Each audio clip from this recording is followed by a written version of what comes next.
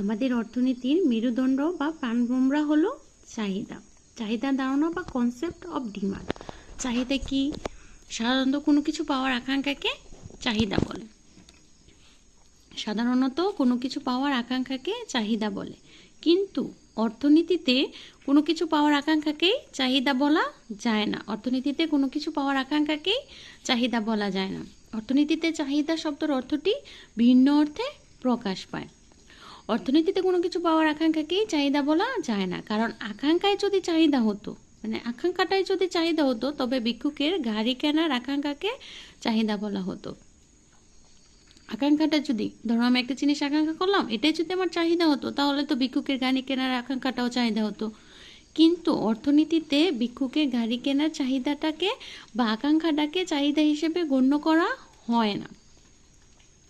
কারণ আকাঙ্ক্ষায় যদি চাহিদা হতো, তবে ভিক্ষুকের গাড়ি কেনার আকাঙ্ক্ষাকে চাহিদা বলা হতো, কিন্তু এটি চাহিদা নয়। চাহিদা হলো একজন লোকের ঐরূপ আকাঙ্ক্ষা, মানে চাহিদাটা হলো একজন লোকের ঐরূপ আকাঙ্ক্ষা যে আকাঙ্ক্ষা পূরণের জন্য তার অর্থ ব্যয় করার ইচ্ছা, যে অর্থটা তার আছে সেই অর্থ ব্যয় করার ইচ্ছা থাকতে হবে এবং আর্থিক সামর্থ্যটাও থাকতে হবে। আমাদের যে চাহিদাটা, একটা দ্রব্য পাওয়ার জন্য যে চাহিদাটা আমাদের তৈরি হয়েছে, সেটা ক্রয় করার জন্য আমাদেরকে সামর্থ্য থাকতে হবে, আবার সেই সামর্থ্য ব্যয় করার ইচ্ছাটাও আমাদের থাকতে হবে। শুধু সামর্থ্য থাকলো কিন্তু ব্যয় করার ইচ্ছা থাকলো না, তাহলে সেটা চাহিদা হতে পারে না। সেটা যদি চাহিদা হতো, তাহলে ভিক্ষুকের গাড়ি ক্রয় করার চাহিদাটাও, মানে ইচ্ছাটাও আমাদের চাহিদায় পরিণত হতো। চাহিদার মূল উপাদান বা বৈশিষ্ট্য তিনটি। চাহিদার মূল উপাদান বা বৈশিষ্ট্য কয়টি? তিনটি।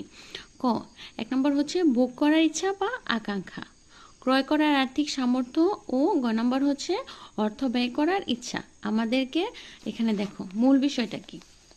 চাহিদাটা হলো, চাহিদা কি? যে জিনিসটা পাওয়ার প্রতি আমাদের আকাঙ্ক্ষা থাকতে হবে। একটা দ্রব্য পাওয়ার প্রতি আমাদের আকাঙ্ক্ষা থাকতে হবে। ধরো আমাদের ইচ্ছা আছে, ক্রয় করার সামর্থ্য আছে, কিন্তু আকাঙ্ক্ষা নেই, আকাঙ্ক্ষা বা ইচ্ছা নেই, তাহলে সেটা অবশ্যই চাহিদায় রূপান্তর হবে না। আগে ভোগ করার ইচ্ছা বা আকাঙ্ক্ষা থাকতে হবে, তারপর ক্রয় করার আর্থিক সামর্থ্যও থাকতে হবে।